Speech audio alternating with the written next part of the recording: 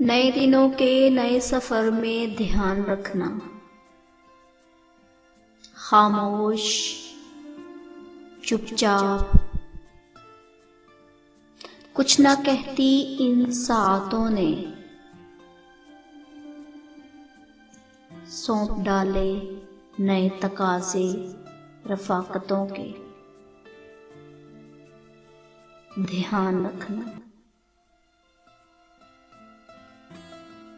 कि अपने हिस्से के सब तकाजे निभाने हैं।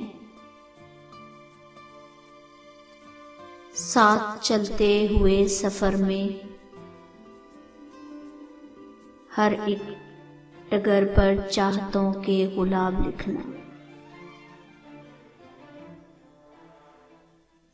वर्क वर्क एतमाद जिसमें हर्फ हर्फ में हो जा निसारी।